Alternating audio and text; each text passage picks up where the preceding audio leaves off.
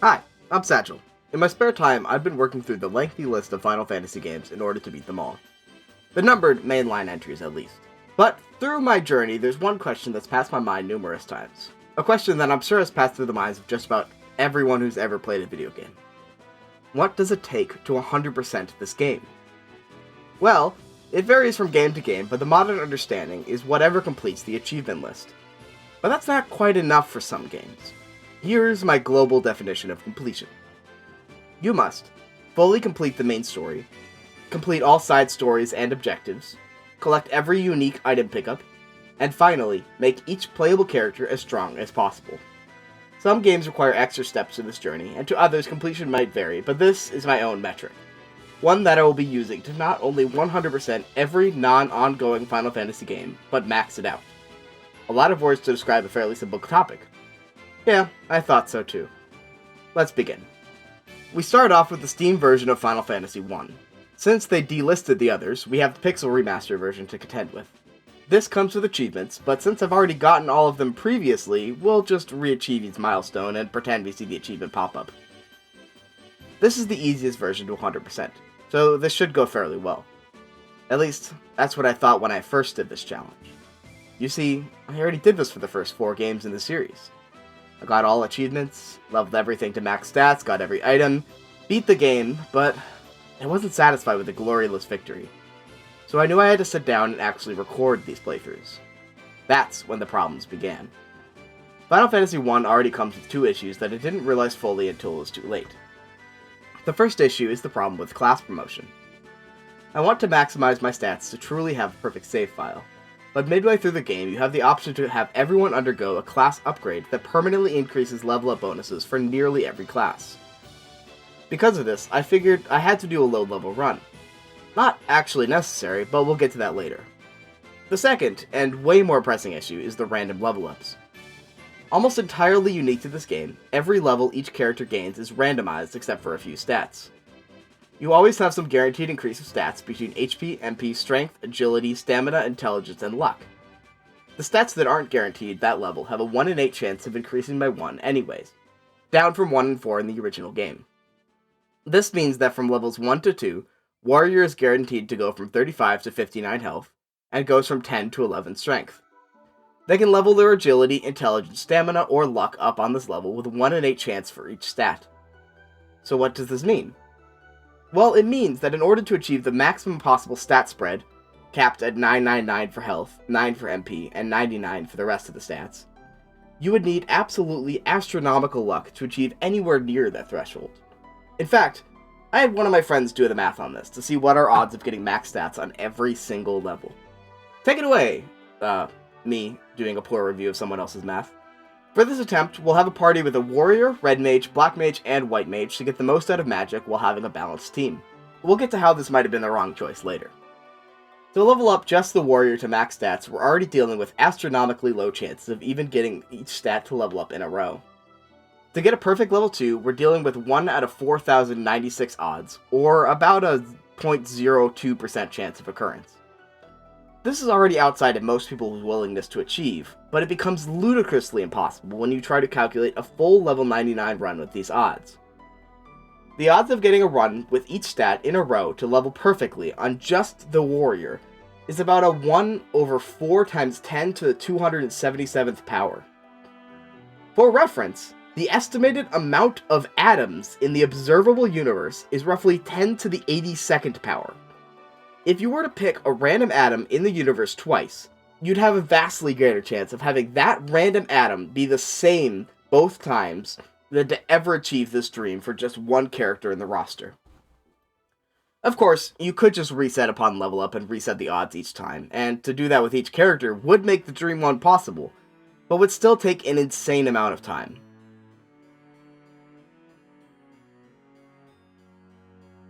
On average, you would need about 837,704 resets of the game to get a perfect stat run for our party. If you were to be extremely generous and lazy with your calculations, you could say that each reset and level takes about a minute. So this would be done within about 1.5 years of playtime. Not how I want to do it. So for this first attempt, we'd have to cheat. I'd be fine with that, as it's only to show the theoretical possible max, but it also leaves a sour taste in my mouth to start the series off like this. Despite that, this was the plan, and I did do a couple runs with the Warrior, Red Mage, White Mage, and Black Mage, named after the most iconic four-man musical group of our age, of course, Big Time Rush. Kendall the Warrior, James the Red Mage, Logan the White Mage, and Carlos the Black Mage did beat the game, but I wasn't satisfied. I needed to think of something. Then it hit me. This wasn't the only version of Final Fantasy I.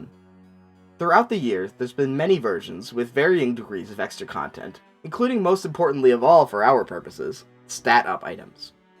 Finally, there was a way to legitimately get to level 99 with max stats without letting the game run for over a year. The new problem. The best version for this is only on the PSP now. Well, shit. It's not like I'm gonna go and I bought a PSP. At this point, I had fully drunk the Kool-Aid, I'm in over my head, and $200 down, but I have a shiny new copy of FF1 and a less than shiny PSP to show for it.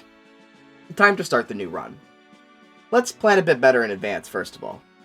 There's another interesting conundrum when it comes to 100%ing this game, and that is the class system. There are 6 classes to choose from, but only 4 possible party members. Aside from a couple instances of media, there's no official class setup, so which to choose for our official run? Well, we did Big Time Rush last time, but let's rethink. This time, I have 2 parties in mind. There are some title screen bonuses for this version of the game that only unlock when you beat the game twice, so I'm going to use that as an excuse to utilize all 6 classes. The main party, and the one we're going to max out, is going to be a party of 2 white mages and 2 black mages. This is the only way to buy and own every magic spell. Our second party is for the rest of the classes: Warrior, Monk, Thief, and Red Mage. This also works out coincidentally well for our goal to rank up the party as early as possible, as Black and Red Mages gain no meaningful benefits to ranking up to Black and Red Wizard, respectively. This means for Party 1, we can get to the class upgrade point with only Black Mages, keeping the White Mages dead at level 1 for about half the story. And for Party 2, we can do the same, but have it be a solo Red Mage run for half the story. Let's begin with Party 1. Introducing the Golden Girls. Blanche and Rose, the White Mages, will be unceremoniously killed for the early game portion, so they don't get any levels, while Dorothy and Sophia, the Black Mages, are left to deal with the early game on their own. It's of note that the enemies at this stage of the game pose a considerable threat to Black Mages only, as Black Mages have the lowest stamina and HP in the game, and access to some of the least protective equipment options. This means even the level 1 goblins outside of town can wipe us if there's too many around. The early ground isn't so bad, luckily, and we can make it to Garland at around level 5. The top night of the kingdom is easy as usual, and we can begin our journey to Pravica. After we level up a couple times, that is. Random encounters are still problematic. Once we're all set, Pravica provides some more equipment and spells, as well as our next boss fight against the pirates. The pirates are similarly easy thanks to liberal use of the sleep spell to incapacitate the enemies we aren't focusing on, and we obtain the ship. Ship gets us use of the 15-piece puzzle, which worries me for a bit as I'm terrible at it, but luckily we can get every item gotten from the minigame through other means, so we'll mostly be ignoring it. It's off to Elfheim and our first real big challenge of the run, Marsh Cave. Anyone who's played FF1 remembers Marsh Cave. The enemies hit hard, some are resistant to physical damage, and you don't have a lot of resources yet to clear the big encounters of the area. Oh, and of course, almost every enemy in there can poison you on hit. Healing is expensive, so just reset if you get poisoned. We get lucky though, and never really have to worry about it. Instead of getting poisoned, we skip that step and die due to low HP instead. There's a lot of chests here though, so the whole cave must be explored, ending off with the fight against the Pisco Demons. These are difficult enemies for this point of the game, but you can reset this fight until you get good RNG, and then they go down with a single Thundara to get the first piece of the trading sequence. Crown goes to Astos, who goes down pretty easy thanks to good RNG, Eye goes to Matoya, Tonic goes to Elf Prince, and Mystic Key allows us to backtrack to previous locations in order to open up a whole host of treasure, including the Nitro Powder, which finishes off the quest and allows us to enter the full world map for the first time. You could visit a bunch of places, but most important to us is getting our class upgrades, so we can revive the White Mages. Which means we start with the Cavern of Earth, into Ice Cavern, into the Bahamut Trial. First up is the Cavern of Earth. Well, luckily our landing point for Cavern of Earth happens to be next to a town that lets us pick up our first Tier 3 spell, Faraga, so that's first. This will help us a lot in the upcoming fights. Cavern of Earth is tricky because of the increased stats of the random encounters, but the first boss of the cavern is easy thanks to Fire Aga. Vampire only gets one round in before he's cooked. The Star Ruby we get becomes a snack for some random asshole, and we get access further into the cave to fight our first fiend. Again, the challenge is the Earth Cave itself, and its random encounters. Since Block Mages are all about exploiting elemental weaknesses, we can obliterate any boss that has a weakness. Lich, the first fiend, is one such boss. Easy. With the first crystal saved, the sages of the next town will finally admit that we're the chosen ones and give us a canoe. Not exactly the gift I'd give the heroes of the realm, but whatever, sure, a canoe it is. Now that we have the canoe, we can get a better vehicle in the airship by traversing the rivers and around the town in order to find the Cavern of Ice. It's not a crystal dungeon, but it will be necessary all the same. The rivers are actually more dangerous than the dungeon itself, but we make it there and proceed to exploit the ice enemies of their fire weakness, and the fish enemies of their thunder weakness. Get the Levy Stone and head to the unmarked desert to get our airship at last.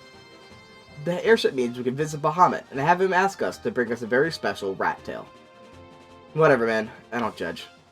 Now we can get our class upgrade at last. Aside from our white mage's level up bonuses to accuracy, everyone gains access to more powerful spells and better equipment. Oh, that's right, let's finally revive Blanche and Rose to bring them back into the fold. After getting our full party equipped and ready, it's on to the next crystal, the Fire Crystal. Actually, things are becoming fairly easy now thanks to a full team, and items that can cast spells without MP. Mount Golg has floor tiles that damage us, and a lot of treasure to pick up, but is otherwise uneventful. We run low on supplies trying to keep our underleveled white mages alive, but Marilith is pretty easy, and goes down with our last couple points of MP. Next, we'll need to save the Water Crystal. We rescue a fairy from slavery, save the mermaids in their open doors and unguarded cells, and fight the Kraken. He's weak to thunder. We just got the most powerful thunder spell in the game. You could see how this might go. Our last stop before Chaos is the Flying Fortress to save the Wind Crystal. But before that, we have a couple stops to make as usual. We take the world's fastest Duolingo course in Ancient Lufenian, kill a robot for his cube, and fully equip ourselves with all the equipment and magic available to us. Finally, we can teleport to the Flying Fortress and fight the original super boss of the game, Warmech. He's a very rare encounter that you can face right before you fight the actual boss of this dungeon, that actually just throws nuclear bombs at us. Luckily, we have nukes of our own and can destroy him at this point. It just takes us a while to actually find him. Tiamat is easier than Warmech, which means Wind Crystal saved. Now that we have all 4 crystals and the end game is in sight, we're halfway finished. And nowhere near done with the grind. One of the reasons we chose this version is because of the tons of bonus content, including 5 new optional dungeons to go through. The bonus dungeons all have multiple floors randomly chosen from a pool of potential floor layouts, ranging in length from a short 5 floors to a lengthy 40. The first is the Earth Gift Shrine, and since it's unlocked right after the Earth Crystal way back when, the encounters here are really easy at this point in the game. Despite that, there are 4 bosses that are actually relatively tough, with several of them being able to hit instant death spells. Luckily, we have protection from instant death at this point of the game, but still, the difficulty discrepancy is disaster struck. After defeating all 4 bosses of the Earth Gift Shrine, something happened to my save file. And it's time to talk about the PSP. The PSP is old. Even with a new battery, mine has been struggling this whole time to properly run this ancient game, and even now it must constantly be attached to a charger or it won't run, kind of defeating the purpose of a portable game system. I even had to replace the charger at one point because it stopped working altogether. Needless to say, this has been a challenge. So, why not just emulate? Well, while I don't really have a problem emulating old games that aren't easy to get anymore, I wanted the feeling of having an official copy for each of these games, and I don't know, I'm just particular about that. Anyways, back to the run. And we don't have one. The save file is just gone. But I'm already $200 down, so there's nothing to do but restart. Let's do it again. Garland Bique Astos, Crown Eye Key, Powder, Earth, Fire, Water, Air, and we're back. Earth Gift is fine, again, and now I should go into more depths of these bonus dungeons. As said before, the dungeon is arranged randomly from preset floors, and while these are usually just traditional get-to-the-end dungeon layouts, there's some standout minigames or puzzle floors to note. Not in Earth Gift, however. Everything's pretty standard. The bosses of each dungeon are based on Final Fantasies 3, 4, 5, and 6, respectively, with the 4 bosses here being the 4 bosses in the World of Darkness from FF3. Eraman, Cerberus, Echidna, and Two-Headed Dragon. Not the most memorable of the set, but still cool to see. And now that we've seen them, on to the next bonus dungeon, Hellfire Chasm. This one's annoying because it's a lot larger, and over half the tiles are damage tiles. There are entire floors with damage in here, as well as a floor full of NPCs that block your path until they decide to move out of the way.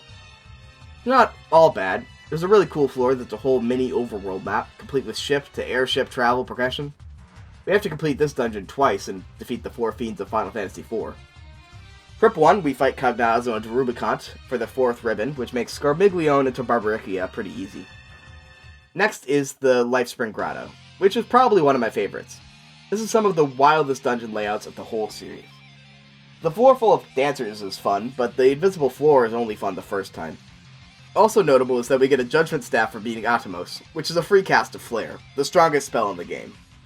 We have to go through this twice for each FF5 super boss. They're just as hard as they are in their home game, and I get my ass kicked on the first try. Oh well, I got the run back. Final for these set is the Whisperwind Cove. This one's fine. It has a less charming overworld map, some annoying trading quest dwarves, and an absolutely terrible hide-and-go-seek floor. There's a map where you have to herd beavers into cages, and if you win, the old man running the floor gives you an all-time liner. My, you certainly know how to handle your beavers. Also available in this dungeon is one floor layout with extra chests than every other layout. These extra chests are full of some very good, and more notably, very rare equipment. Meaning, without glitches, we'll get to that later, we'll need to run the dungeon many, many times in order to get every item. We'll have to do that anyway, so the work will get done. There's also a floor that allows us to refight Astos and the Vampire, which means that every boss in this game, with the exception to Chaos, can be refought for status, or to increase your bestiary numbers. Other than that, all of the floors go pretty quickly, especially because most of the random encounters aren't any better than the ones in Earthgift. They were easy then, and they're definitely easy now. This is the FF6 dungeon, so every 10 floors is a boss from that game. Typhon to Ultros, to Phantom Train, to Deathgaze. Weirdly enough, none are harder than Omega and Shinryu. At this point though, we have such a solid strategy of buffing and then unleashing free casts of Flare and Heal Aura, that nothing really poses a threat anymore. But that will soon change, as it's time for the Labyrinth of Time. This is the worst dungeon in the game. Hell, probably the worst in the series. You know why? Because this is a minigame dungeon. Yep. Every floor is pulled from a series of tedious one-player Mario Party minigames, and most of them are bad. Not to mention you have a time limit on each game, and to extend that timer you must give up commands or stats in battle, leaving you vulnerable to the toughest random encounters in the game, as well as the final, toughest boss at the end of it all. You can't save once you enter, so if you die, that's it. Back to the beginning with you. This is actually the first thing that proves to be challenging in a while, so I choose to do some more of the run before I actually tackle this in its entirety. We chased after 2 more metrics in order to bolster our defenses a bit. Level 99 and Bestiary Completion. We get pretty close to level 99 in Whisperwind Cove, where the infinitely repeatable dungeon allows us to also farm stat-up items infinitely. This will be where this run ends, inevitably with about 100 to 200 runs in Whisperwind Cove. But we'll just do a couple runs here. Then it's off to Bestiary Completion. Not much to say except that each enemy must be encountered at least once in this run, so we have to chase after some rare encounters, within the various dungeons we've already been to. With a bit of luck, it's over relatively quickly. Only Yamatano Orochi gives us any trouble finding them. Now we're back in the Labyrinth of Time. It's still pretty difficult, but it's at least doable now. There's 3 objectives for this zone. We must, 1, defeat every instance of Chronodia, the final superboss of this dungeon. This requires you to complete each minigame either before or after the time runs out in specific sequences in order to get various forms of this boss. There's 8 forms in total, from a very weak version where you fail every timer, to a very strong version where you succeed every timer. I'll go over this later, but for now, just know we need at least 8 successful runs. 2. Complete every floor within the time limit required. To count for Title Scream completion bonuses, you must encounter and complete every minigame within the time limit. Each provides its own challenge, which I'll go over in detail. To get certain minigames, you must either pass or fail previous games, so plan accordingly. 3. Collect every piece of treasure from the dungeon. It is still a dungeon after all, so there are treasure chests to pick up. Unlike the 4 previous optional dungeons, these chests don't respawn, so it's necessary to know where to find these and pick them up within the time limit. Note that if you run out of time, your health and MP will drain every couple seconds, and you'll get into random encounters even within the minigames, which will usually be some of the hardest regular enemies in the game. Now, with all that understood, let's get into each of the 30 minigames. Number 1. Fairies Frolic. One of the starting minigames, this one's pretty easy, though you don't have a lot of time if you mess up. Just pick which fairy matches the initial sequence of moves. It's Simon Says where you pick the correct answer. 2. Fairies Farce. One of the more annoying ones if you don't know the trick, but very easy if you do. 7 fairies will talk about which chest you have to open, and one of them will lie. Find the correct chest and you continue through, but find the wrong one and you get your time cut and the minigame resets. The trick is that the chest can only be top left, bottom center, center left, or center right. You can see what the Northwest Fairy says and then pick the correct one based on an online guide. Better to cheat than to suffer. 3. Neat and Tidy. I actually like this one, but it can be very annoying. The saving grace is how much time you're able to have on this one, but here's how it goes. You must guide each block to a tablet in the north part of the field. The trick is that a block touches one of the randomly moving robots, the block disappears and you must reset the room to get it back. If a block makes it onto the tablet, then it's free from destruction and will remain there even after a reset of the room. So just mindlessly push the blocks until the robots clear a good path for you. It'll work. 4. The Guardian. Succeed in the first minigame to get some of these next in the set. This one is pretty straightforward, but it's super annoying. Just get to the treasure chest without being spotted by the dragons. The dragons have a 3x3 tile space in front of where they're facing, where they'll spot you and reset the maze if you're there. So just don't get caught. There's a lot of waiting in this one and figuring out the maze, but it is doable. Just might take you a few tries. Before you leave, pick up the Mind Plus in the chest nearby. 5. Path of Light. This one's easy if you're paying attention.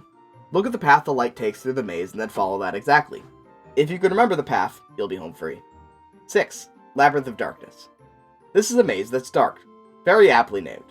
You can increase the viewing window temporarily by lighting candles along your path, and you must reach the chest in the center. Map this out in your head and you'll cruise through it.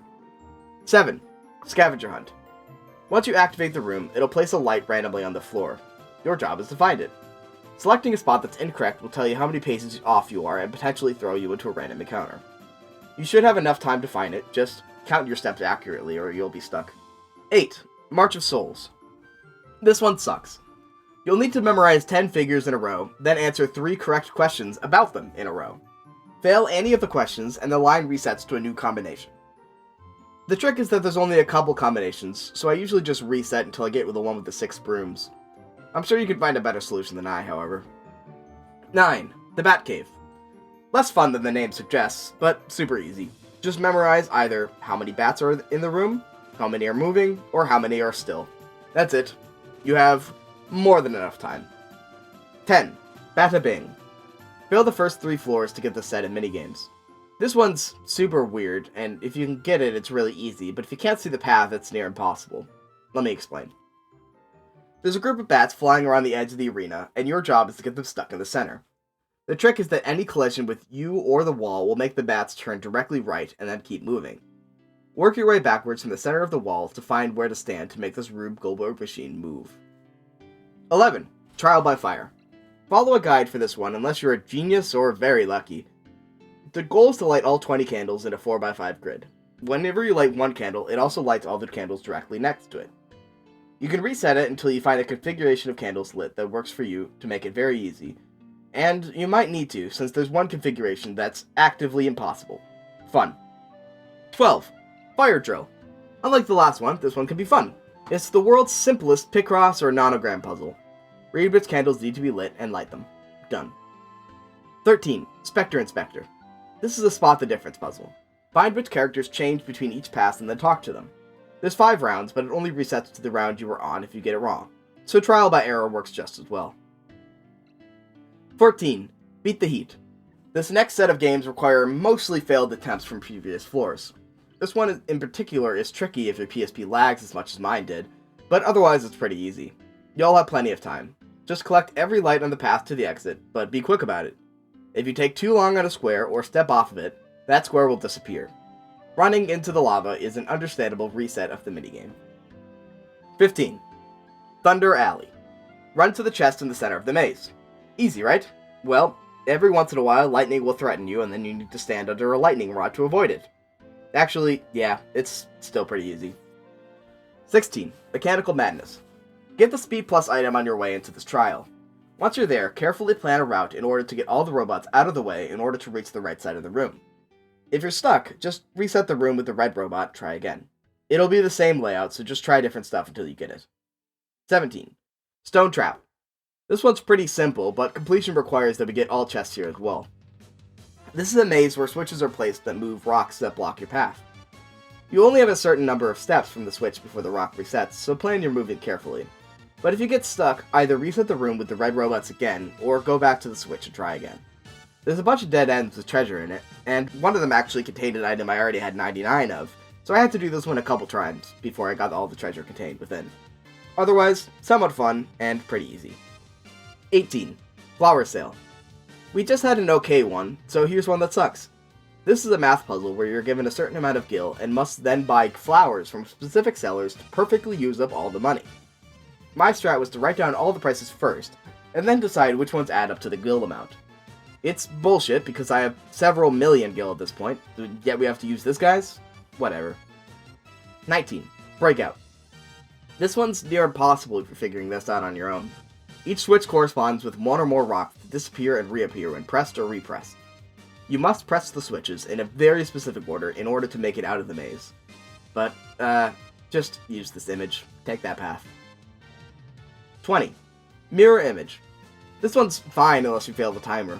You must take a mirrored path that the robot on the other side takes, slowly walking around this pillar exactly opposite of how they do it. The tricky part is that if your timer runs out, you get random encounters that mess up your timing on how you walk. Annoying, but doable. 21.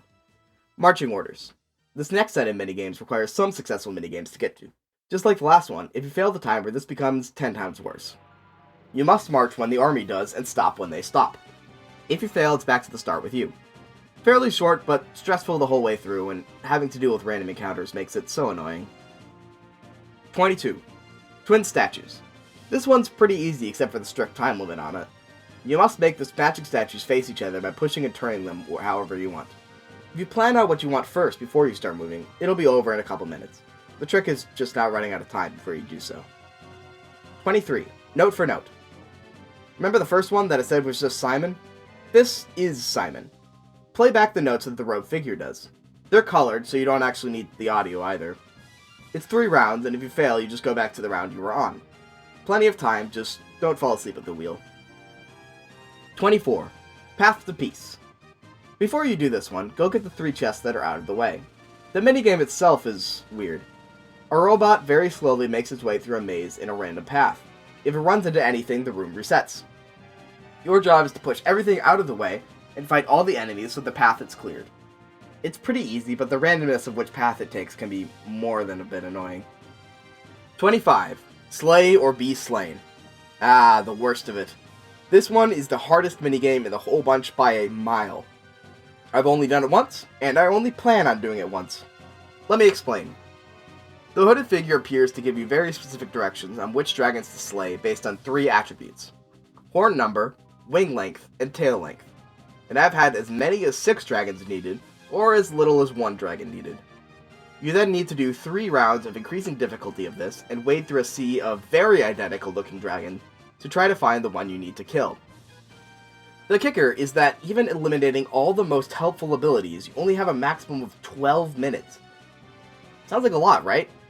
Well, with only the attack and flee commands available, and at walking speed, this means you basically need to do everything on the first try and get good RNG with how many dragons are required. I've died several times in this challenge, and I don't intend to ever again. 26. Labyrinth of Trials. Hey, that's what this whole thing is. With the worst out of the way, you might think you're in the clear, but this is probably the longest one. I've run out of time not on purpose here, but otherwise it's pretty easy to figure out. It's a 2-part maze. The first part, you must carefully push robots out of the way in order to get through. In the second part, you must push buttons to get rocks out of the way. Don't accidentally push the final robot in an unmovable spot that's in your way. That would be embarrassing, and would never happen to me. 27. Labyrinth of Disasters. This is probably a better name for this whole dungeon. Also, this next section requires near-perfect gameplay to get to. Almost all successful time trials. Anyways, this one is another lightning maze where you can't get hit by lightning, but with the added challenge of wandering war mechs. At this point, war mechs are easy, and this is actually a good way to farm them for bestiary completion, so it's not too bad. 28. Step by Step. Another war mech challenge. Take individual steps to get to the other side of the arena.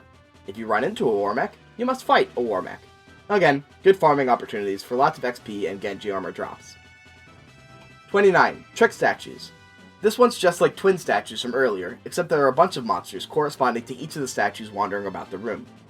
Push the statues to make them look at each other to clear out their respective monster. Or just kill them all and then set the statues right. Your choice. 30. Traveling Salesman. And finally we reach the end. It's been a good journey. Actually, no it hasn't, and this minigame sucks too.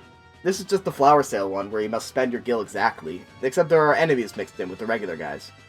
Just clear out all the enemies and then count your gold and split it up amongst the salespeople that matter. And that's it. All of the trials I went through, and hopefully you won't have to follow that guide. Remember, this had to be done many times, so I've become a master at most of them by now. But even still, it take up so much time to complete that this was a huge chunk of the grind. Off to the final boss of the dungeon, Cronodia. Again, there are 8 forms, all of which have different drops and entries in the bestiary, so they all must go. All forms have a special ability to seal away certain abilities from battles, such as the Fight Command, Magic Command, or Item Command. Form 1 is base form, and drops the Maximilian armor. Form 2, it merges with Lich, and it drops the Lust Dagger, the best weapon for Black Mages, barring the Ultimate Weapon and Masamune.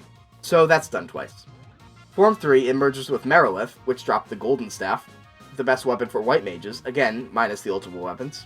Form 4 merges with Kraken to get the Master Shield. Form 5 merges with Tiamat to get the Shadow Mask. Form 6 merges with Lich and Merilith to get the Lordly Robes, the best armor for White Mages, so that needs to go twice as well. Form 7 merges with Kraken and Tiamat to drop the Survival Vest. And finally, Form 8 merges with all 4 Fiends and Chaos to drop the Barbarian Sword. Only a couple of these we can actually use, as noted, but this is for completion after all, so they all must go.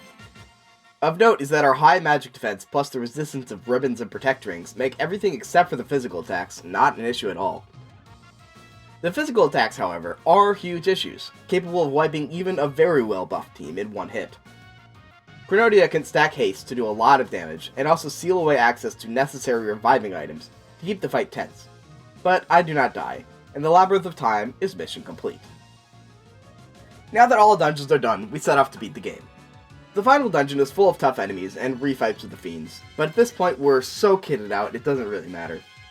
With access to high power spells and plenty of buffs, Chaos is very easy. It's time for New Game Plus.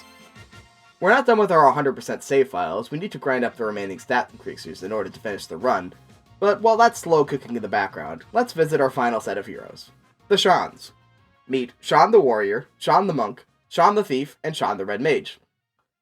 I don't feel like I need to 100% this file for the video, but I still want to set it up so I can later, so we'll need to figure out a strategy for the low levels again here.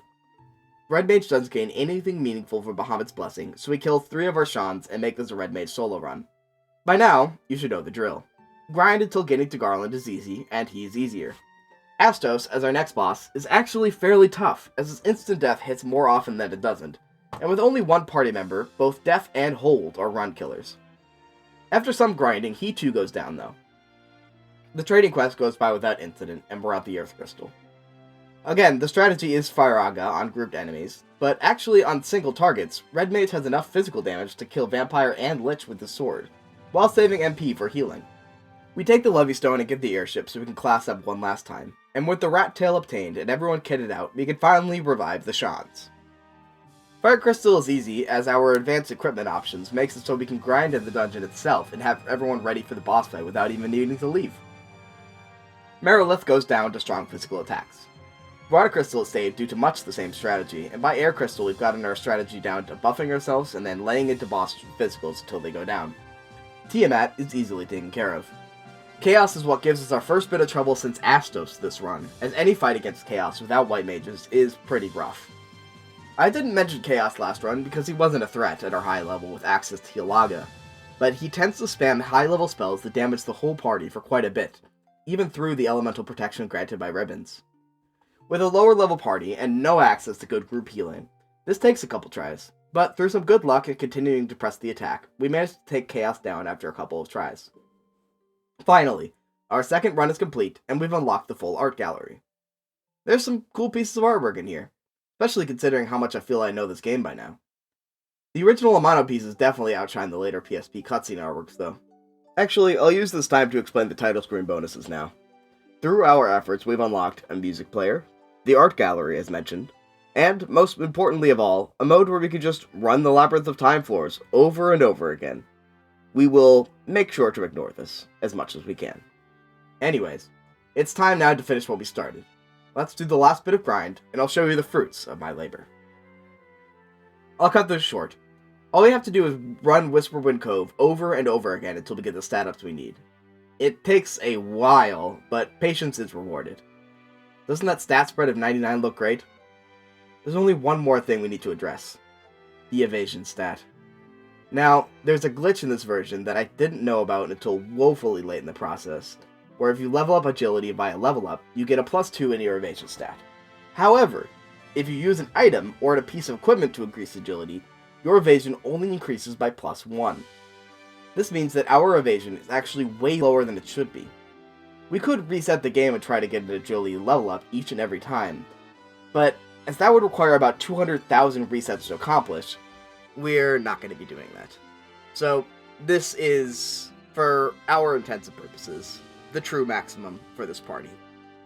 And that's it. Our journey is complete. As a bonus to this, there's another glitch we can exploit this time, where if you try to equip a piece of armor or weapon and swap to another character at the same time, the game will get mixed up and assign the other character with another weapon or armor.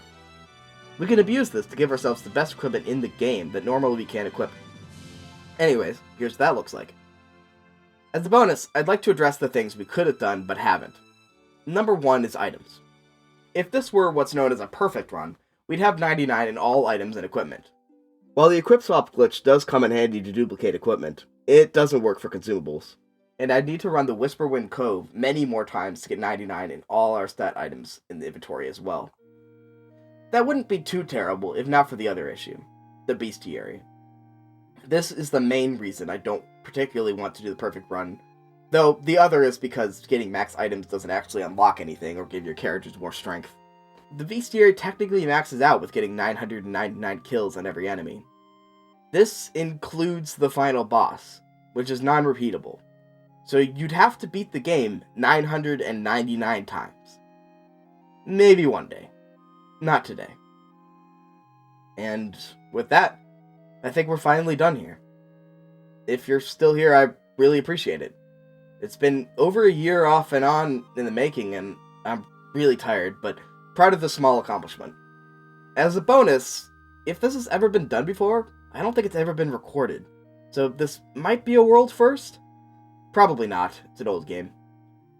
Sorry for not doing the perfect run of these games, as stated, but some games are just not possible to complete in time to make a video. This still took way too long, and as of writing the script, I'm still like 100 runs of Whisperwind Cove away from completion. I'm planning on doing at least the first 3 games on this channel, regardless of how these videos are received. But if they are received well enough, I'll do the rest of the mainline Final Fantasy games. Minus any ongoing games like mobile games and MMOs. I'll consider doing the MMOs and some side games if the series does very well, though. Anyways, thanks so much for watching. Let me know how you felt about it in all the usual ways, and I'll see you next time. Peace.